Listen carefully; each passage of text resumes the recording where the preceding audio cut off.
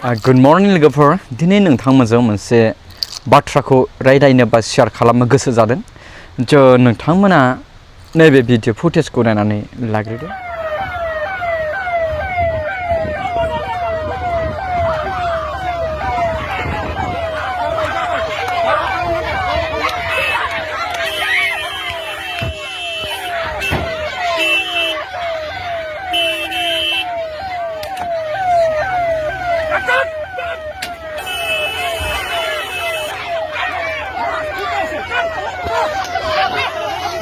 बे भिडिअ फुटेजआ जोंनि चिरां डिस्ट्रिक्ट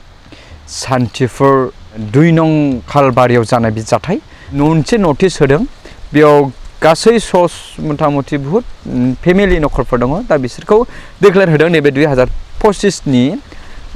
10 थारिखनि गेजेरावनो माने गासैबो खालि खालामनो हागौ बा लांदां खालामनो हानांगौ होननानैहाय डिक्लेयार खालामनाय जादों बा नटिस होनाय जादों दा बे लेखायै दाखालि 4 थारिख खालि बे जानाय जाथाय जेनोसो नोंथांमोना फेसबुकआव नुदों बा भाइरेल नुगासिनो दङ बेयो 4 थारिखनि घटना दा बेवहाय थांदोंमोन दा बेवहाय पाब्लिकफोरजों बा फरेस्ट बा सरकारनि माखासे मानसिफोरजोंहाय नारा-नाथा जानायखौ नोंथांमोना नुदों दा बाथ्राया बेयावनो जोबाखै बेयावहाय आगोलहाय 2023 नि 30 जानुवारियाव मोनसे ओरैबायदि एभिक्शन जानानै थांबाय सिलिंखार खालामना थांबाय बेयाव गासै न' बां मैगं-थाइगं आबाद गासैबो माने बे सिलिंखार जानायखौ जोंनि मेगनजों जोङो नुदों दा बाथ्राया बेसो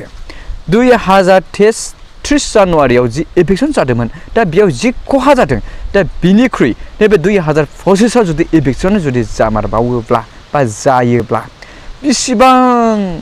माने नखरफोरा स' नखरफोरा सिलिंखार जालांगोन बेयावहाय माखासे आबाद जिब-जुनारफ्रा सिलिंखार जालांगोन जुदि एभिक्शन खालामोन अब्ला बेयाव थानाय बा बेयाव खामिनाय माखासे नखरफोरखौ दोननायनि सुबिदा दंना गैया बा बेफोरखौ महाबा जायगायावहाय दोनहैगोन नामा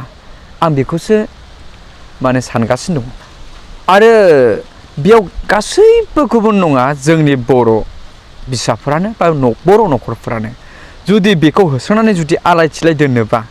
जोबोद गिदिर गोरोन्थि जागोन आं सानो जुदि खाबु होआब्ला बेयावनि थागिबिफ्रा बहा थाहैनो माखासेया न' बां गारनानै बेयाव थाफैनाय दङ आरो माखासे दैबानाजों खुरख्ला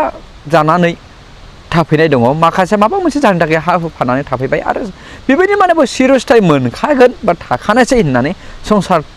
जाफैनाय थाफैनाय बेयाव बर' नखरफोर दङ जुदि बेबायदि एभिक्शन जुदि जामारोब्ला बेयावनि मानसिफ्रा बेसेबां हालाय-हाफाय जागोन आं बेखौहायसो सानदों दा आं भिडिअ खालामनाय मेन खारना बे दि दिनै गाबोन जोङो भाइरेल नुगासिनो दङ बेयो जाबाय नैबे 2025 नि मार्च 4 थारिखआव जानाय बेवहाय एभिक्शन खालामनो फैयाखैमोन खिन्थु सावरायनो थाखाय फैदोंमोन फरेस्ट डिपार्टमेन्टनिफ्राय बिनिफ्राय ओरै नटिस होखानायखाय बेवहाय माने खालि खालामनानै होजोबनांगौ होननानै बेवहाय बुंखानाय लेखायै माने बेवहाय रायजो राजाफ्रा माने हगारा होआ होननानै नारा-नाथा जादों आरो बेनिफ्राय 2030 जानुवारियाव जि जादों बे जायगा सेम जायगायावनो बियो जानानै थांदों लोगोफोर सम बोथोरासो फोरमायसिगोन उनाव मा जायो आं नोंथांमोननो उननि भिडिअनि गेजेरजों आं नोंथांमोननो आपडेट होबावगोन नोंथांमोना नेनानै थाबाय था